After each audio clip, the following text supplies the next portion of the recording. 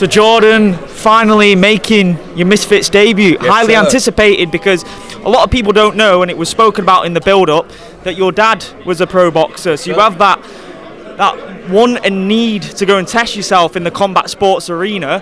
Why was now the right time, and why was Will Anderson the opponent for you? Do you know what, bro? As far as Will being the opponent, the funny thing is, one of the last Misfits cards, I think it was it might have been Dublin, it was in September time, 24.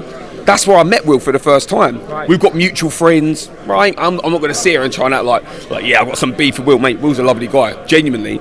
But we had a string of opponents through Misfits, like Mams and the team at Misfits are working really hard, and they just kept saying our people either aren't accepting or they're pulling out or we wasn't getting an opponent. We had an opponent all lined up, ready to announce, and then on the day that they did announce, I'm not sure what happened, but something fell through there as well. I still don't even know the reason. I was going to ask you that. Was that a pretty big name, would you say, that opponent? You don't want to talk about who it is for obvious reasons. You don't want to throw him under the bus. Yeah, I mean, like, he's seen a massive name. Okay. Well, put it this way.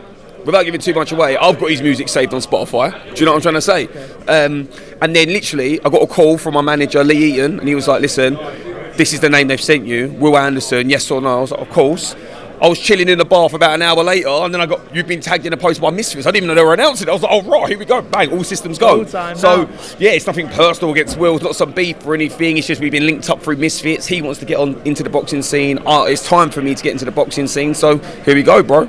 You've got other big heavyweight fights happening around you. Yeah. Chase Demore, the heavyweight champ, he's right there. Yeah, bro. Are you eyeing him up thinking, get a couple of wins, I can be fighting the champ? He calls himself the GOAT as well. Brother, when it comes to trash talking in the Misfit scene, my man is the GOAT, bro. You can't argue with Chase on that, man. And like you said, I saw Chase at a hotel earlier, and I said to him, people will always underestimate him because unfortunately, that viral thing of his very first fight, him and Josh Butler, people will always underestimate him. That's good for him because let people get in there and underestimate you, bro, and then you deliver because technically, fitness-wise, even physique-wise, he's improved in all areas, and you've got to take your hat off to that. So I think eventually down the line, if the fight does happen, fingers crossed it does, I'd love to get a shot at that belt. If the fight does happen, it will be a good fight because Chase is sick. Like he's got so much, and every time I commented on a clip of he uploaded something. I think it was with Sandor Martin, or he went to a gym where there were good pros down there. And I commented, Sambrala, you can see the improvement, and people are like, as if he can't fight. And then I was like, yeah, you lot are idiots. Like you spar him, see what happens. Spar him and see what happens because he can fight. What can we expect from you? You said this fight, it's not going the distance. Someone's going to get knocked out. Yeah. Have you shown that knockout power in the gym? I'm guessing you've got some sort of belief that you've got that fight-ending power. You know you've got it, don't you? Well, we're sparring, obviously.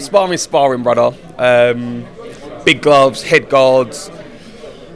If you can hurt people like that, you're going to hurt them in 10 ounces. Do you know what I'm saying? But then that being said, we're all heavyweights, right? Everyone can chuck a shot. Everyone's got that weight behind them. So anyone getting clipped, especially when it's your debut, especially when you've only been training a year and a half like myself, and I think Will's been training a similar sort of time, maybe even a little bit less. A lot of these guys you see eating shots, they're conditioned for it. They've been training, fighting, sparring since they've been 7-8 years old. Do you know what I mean? So that's why I say it. It's not a case of I'm like, yeah, we're the next AJ or Moses Otoma. It's not that. It's the fact that we're big guys, to be fair, inexperienced, and someone's going to get clipped and someone's going to go over, just the way it is, bro. The background with diversity, obviously, you're used to performing in front of big crowds, and I speak to a lot of musicians when they come and watch fights. Like, for example, I spoke to Noel Gallagher when he came to watch Calm Brook, and I said, do you get that goosebump sick feeling when you're watching fighters fight because you have that experience of performing on a stage? How would you compare that feeling of performing on stage to what you can imagine it's going to be like walking out on fight night? I think that there's something so primal about boxing. Do you know what I'm trying to say? Like, at the end of the day, yes, it is a sport. Yes, there's so much technique. There's so much, like chess, that people say it, and it's only when you start training more and more and more, and I'm sure I'll understand it even more when I've had a fight, but you understand why that's said. You lay traps, you set traps, you realise what trap they've set and try and turn that trap back. It's a thinking man's sport for sure, but at the same time, it is a fight. Do you know what I mean?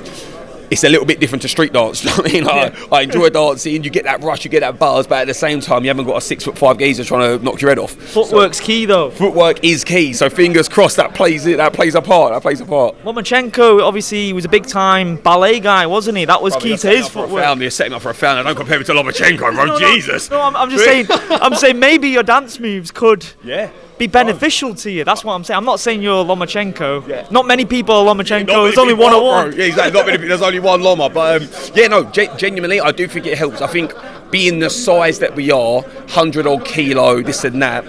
I think the fact that I have danced and I'm used to moving, well, it can't hurt. Put it that way. Of course, it doesn't translate directly into you can dance, you can box. But in terms of understanding movement, balance, coordination, of course, it all helps. Eddie Hearn gave you a massive pep talk, didn't he? Yeah. If you want to call it that, he sort of mugged me off at the same time. I was going to say, what much of a pep talk. He sort of mugged me off, but yeah, no, it was good. It was good. He came on my radio show. We done a little interview with him. He was talking about the trash talk Will was going to give me. If anything, he gave Will more of a pep talk. Told Will how to mug me off and tell me to call me Twinkle Toes and get back to my random dance group Diverse and all this stuff. That's the guy you want in your corner, though. Just make sure he's not slagging you off next time. That's my point, bro. I'm like, Eddie, we need to have some words, mate. We need to have some words, bro.